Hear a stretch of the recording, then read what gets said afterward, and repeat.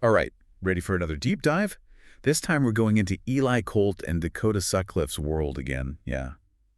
Evil for Good. It's the third book in Will Marler's Redemption Rescue series. I think after this deep dive, you're going to want to read it. Oh yeah, I think so too. It's a good one. I thought it was really interesting how it picks up on a thread from the last book, with how Eli and Dakota, well, they ended up starting Redemption Rescue after that whole Commodore Colt situation. Oh yeah, Commodore and the Colt. Oh man, that was intense. It was. Saving Eli's niece Tara from that mess. That really opened their eyes to, well, to the whole world of human trafficking. Exactly. And that experience it really informs how they approach this new case, in this book.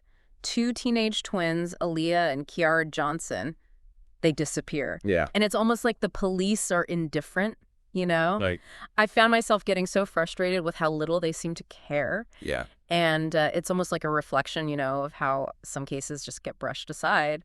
Totally.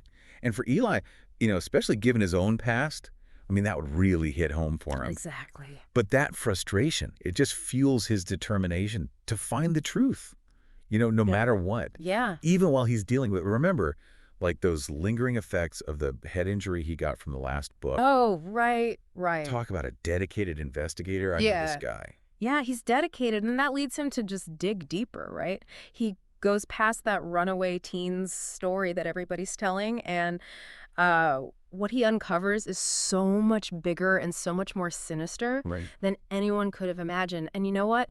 It all leads back to this guy, Kingsley, who's basically pulling the strings for like this huge criminal enterprise.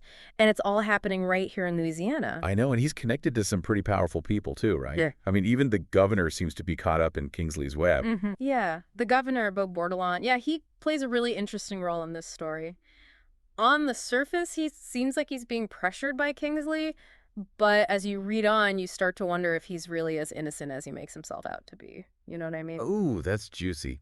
I love it when a book makes you question everyone's motives. Me too. So, okay, we have Eli battling corruption at the highest levels. But then there's this whole other storyline with Gabriel. Oh, yeah, Gabriel's story is what really grabbed me. Yeah. He's just this young guy, he's from Honduras. He's hardworking, just trying to help his family out. But he ends up getting trafficked to Louisiana and sucked into Kingsley's world. He starts off as a victim, but then he makes this one decision that just it shifts the power dynamic. Oh, okay. In a really unexpected way. Wait, hold on. You're not going to tell me what that decision is, are you? Don't spoil it. No, I'm not. No spoilers. But let's just say it throws a wrench into things. Ooh. And you kind of start to wonder if someone can ever really escape the clutches of a system like Kingsley's. You know what I mean? Yeah, I know. It's intense. Okay, that's enough to make me want to pick up the book, like, right now.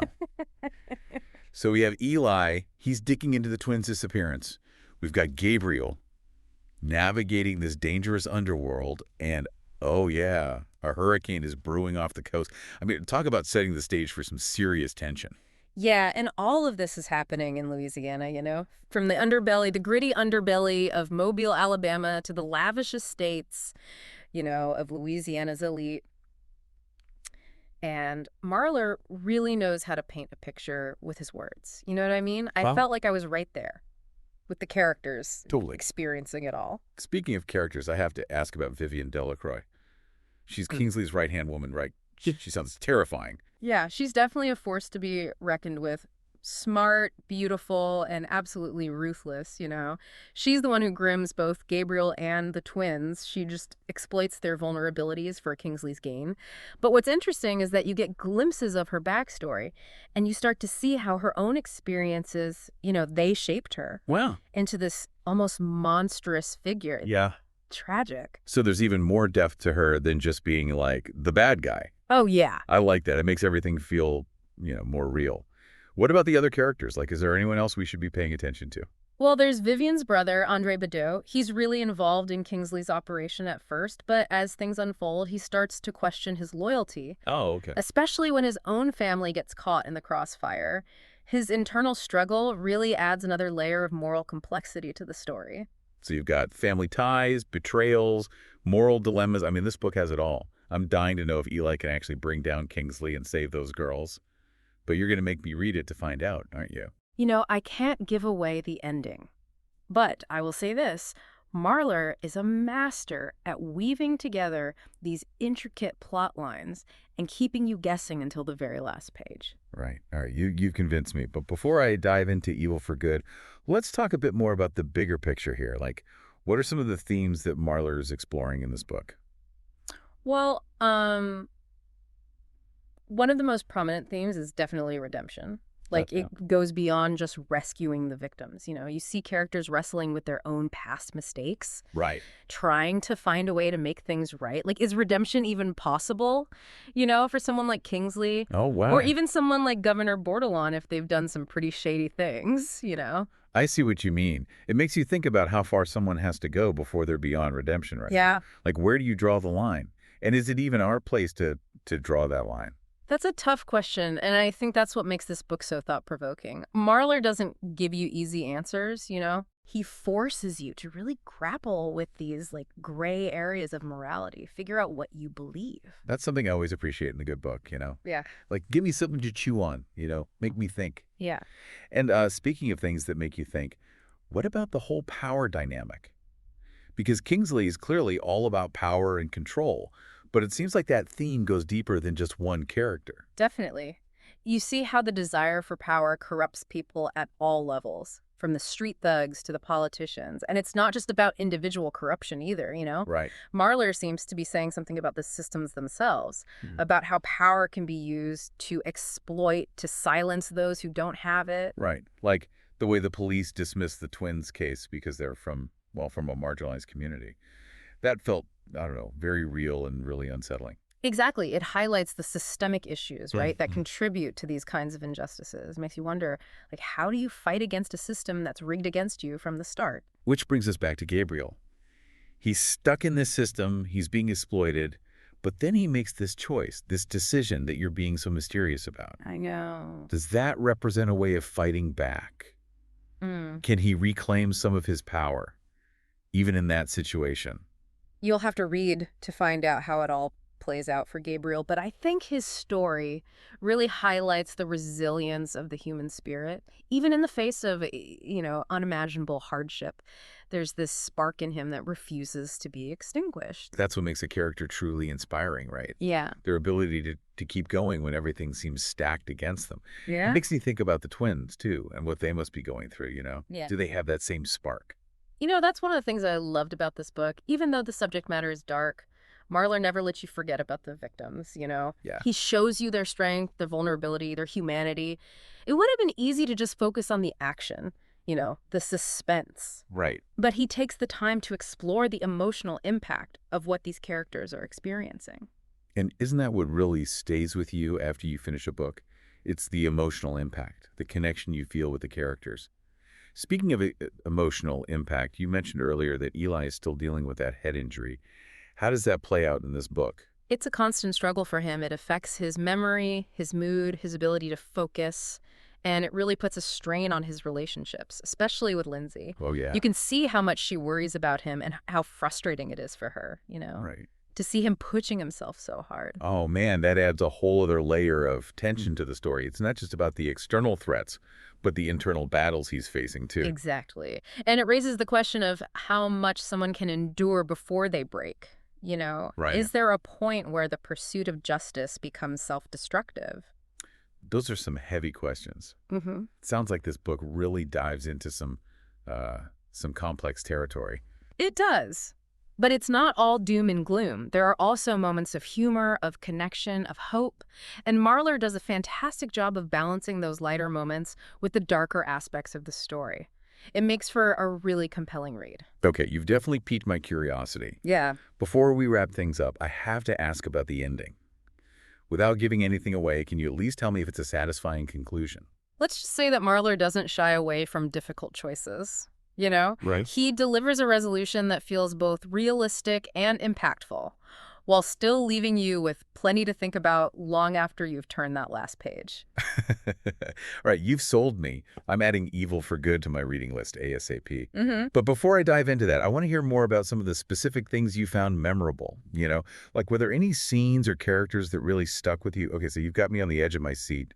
What were some of the scenes or characters that really grabbed you in Evil for Good? Well, one scene that really stuck with me was the confrontation between Eli and Kingsley. It was in Kingsley's office. Oh, wow. It was almost like a chess match, I bet. each of them trying to outmaneuver the other. Oh, I bet that was intense.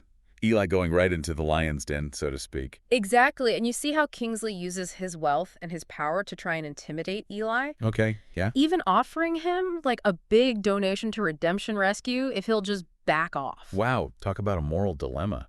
It makes you wonder, what would you do in that situation? Would you compromise your principles for the greater good? Right. And it really gets to the heart of what Eli and Dakota are struggling with throughout the book. Like, how do you fight evil without becoming a little bit evil yourself? That's a question a lot of us grapple with, I think. And speaking of grappling with tough choices, what about the scene where Gabriel saves Kingsley's life? I'm still trying to wrap my head around that one. Yeah, I know. I mean, come on. That was a real turning point in the story. Yeah. Here's this guy. He has every reason to hate Kingsley. And yet, he risks his own life to save him. It's almost like he sees something in Kingsley, like some flicker of humanity that makes him hesitate. Or maybe he's just, playing the long game, biding his time. That's the beauty of it, Yeah. Marler leaves it open to interpretation, but it definitely makes you question Gabriel's motivations and what he's ultimately hoping to achieve. Yeah, for sure. And what about the scene where Eli gets framed and arrested? That had to be a real punch in the gut. Oh, it was, yeah. It was. Oh. You really feel the weight of Kingsley's power in that moment. Yeah. He's able to manipulate the system, make Eli look like he's the criminal. It's kind of scary to think, how easily someone with that kind of influence can twist the truth. It's a reminder that, sometimes the good guys don't always win. Or at least it's not always a clear-cut victory, Right, exactly. And that makes the story feel more realistic, doesn't it? Because, the real world is messy and complicated. There aren't always easy answers. So we've talked about some of the pivotal scenes. What about the characters? Any standouts for you? I'm still intrigued by Vivian Delacroix. Oh, she's definitely a character that stays with you. You can tell, Marler put a lot of thought into crafting her backstory, her motivations. She's not just a one-dimensional villain. I get the feeling that there's a lot of pain driving her actions. Like, she almost seems like a victim herself, in a way. I think that's a really insightful observation. She's a product of the same system that she perpetuates. It makes you wonder, what kind of person would she be if she hadn't been exposed to so much darkness? That's the kind of question that keeps me up at night. And what about Andre Bidot? You mentioned earlier that his journey is really compelling. He's a fascinating character because he represents that internal struggle, Right. between loyalty and conscience. He's torn between his family and what he knows is right. I can only imagine. I mean, that's a tough position to be in, Yeah. especially when the stakes are so high. And you see how that internal conflict takes a toll on him, both physically and emotionally. He's a character who's forced to confront some really hard truths about himself and the people he loves. It sounds like there's no shortage of drama and moral complexity in this book. Mm-hmm. But I'm also curious about the way that Marler uses, the Louisiana setting. Does that play a significant role in this story? Oh, absolutely. The atmosphere, the culture, the history of Louisiana, it's all woven into the fabric of the story. You can almost feel the humidity in the air, smell the beignets, hear the jazz music. Right. It's like another character in the story.